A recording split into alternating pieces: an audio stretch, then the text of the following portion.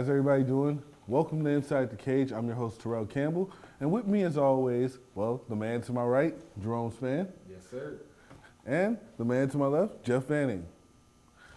And we like to give you guys the best possible show possible, and that is talking about MMA and pro wrestling. All right? So, around the time the show is going to air, we're going to be coming off of UFC 184. But we're going to talk about something a little bit different this week, okay?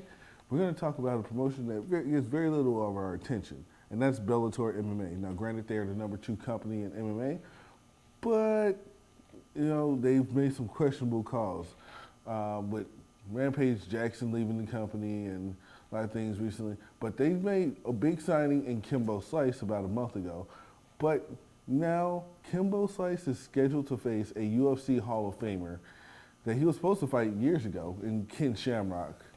So let me go ahead and get the opinions of Jerome and Jeff. Guys, what do you think is the big issue with Kimbo versus Ken Shamrock? Well, to start, I wonder if this fight is more of a money grab or if it's really about them trying to promote their company better and try to advance some lesser known fighters. Because honestly, what it comes down to is Kimbo Slice. He was popular 5-6 years ago. Okay, when he had all the internet videos where he was knocking guys out.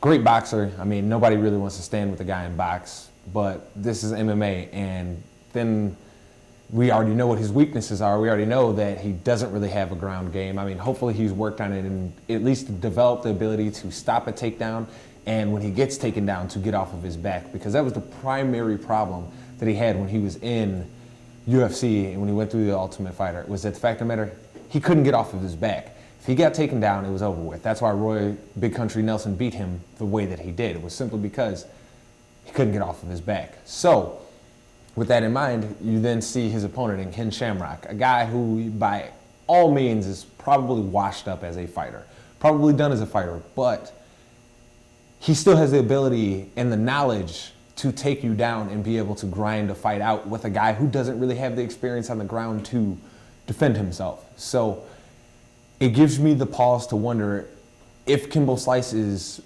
really going to even do anything relevant in this fight, because of the fact of the matter that, hey, he doesn't really have a great MMA skill base. So I feel like this fight is just a money grab at the end of the day. I don't feel like it's anything that's really great for the company or great for the sport of MMA. I think it's just a company trying to get money while they still can.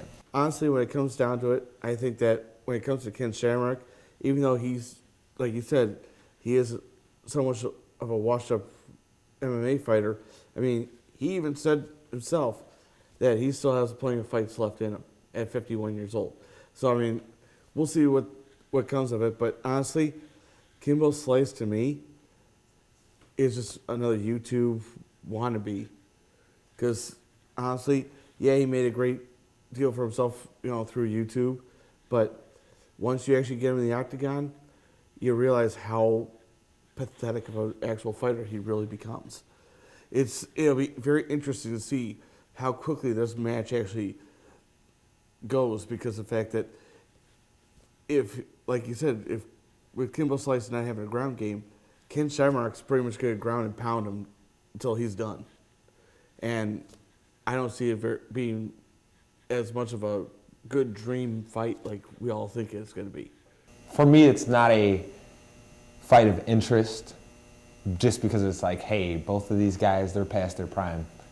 Both of them. And Ken Shamrock, I give him credit. Yes, you say you still have fights in you, but that's why they use the old expression in sports to where the greats always have to be dragged off. They don't walk off. That's just the way that it goes. They always believe that they still got something left.